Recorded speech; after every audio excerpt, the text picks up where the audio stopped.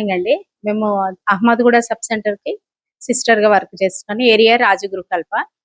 మేము ఏంటంటే చాలా మంది ఈ వ్యాక్సిన్ రాగానే చాలా మంది పేరెంట్స్ కి డౌట్ ఉండిపోతుంది. వ్యాక్సిన్ ఎక్కడ ఇస్తారు ఏంటి అన్నది. ఇది HPV vaccine, human papilloma virus. ఈ వ్యాక్సిన్ 14th బర్త్డే అయిన పిల్లలకి మేము ఇస్తాము. ఆల్రెడీ స్కూల్స్ లో లిస్ట్ అవుట్ అంతా మేము ప్రిపేర్ చేసి మేము మేడం వాళ్ళకి హ్యాండ్ ఓవర్ చేయడం జరిగింది. వాళ్ళకి వ్యాక్సిన్ ఇప్పించాల్సిన రెస్పాన్సిబిలిటీ మాదే. ఎవరైతే నాన్ గోయింగ్ చిల్డ్రన్స్ ఉంటారో వాళ్ళది ఏరియా ఆశ లిస్ట్ అవుట్ చేస్తుంది. లిస్ట్ అవుట్ చేసి మన ప్రైమరీ హెల్త్ సెంటర్ లో మాత్రమే ఈ వ్యాక్సిన్ ఇవ్వడం జరుగుతుంది. ఎందుకంటే వాళ్ళకి వ్యాక్సిన్ ఇచ్చినాక ఏమైనా చిన్న చిన్న ప్రాబ్లమ్స్ ఏమైనా వచ్చినా కూడా మనకి డాక్టర్ అవైలబుల్ గా ఉంటారు. ఇక్కడ అన్ని ఫెసిలిటీస్ మనకు అవైలబుల్ ఉంటాయి కాబట్టి మేము ఈ విలేజెస్ లో ఇవ్వట్లేదు. ఈ vaccine only primary health centres లో మాత్రమే ఇస్తున్నాము.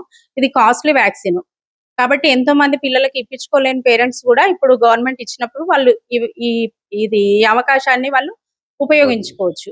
కాబట్టి అందరూ మేము లిస్ట్ అవుట్ చేస్తున్నాం కాబట్టి పేరెంట్స్ ఏం వరీ అవ్వక్కర్లేదు.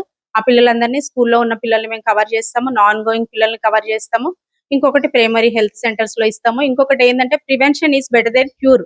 ఏదైతే క్యాన్సర్ రాకుండా ఉండడం మనం ముందుగానే పిల్లలకి యూత్ వాళ్ళకి మనం ఇట్లా చేయడం వల్ల వాళ్ళకి ఫ్యూచర్ లో క్యాన్సర్స్ రాకుండా ఉంటాయి. ఇంకొకటి ఈ క్యాన్సర్ మన దేశము 2వ స్థానంలో ఉంది.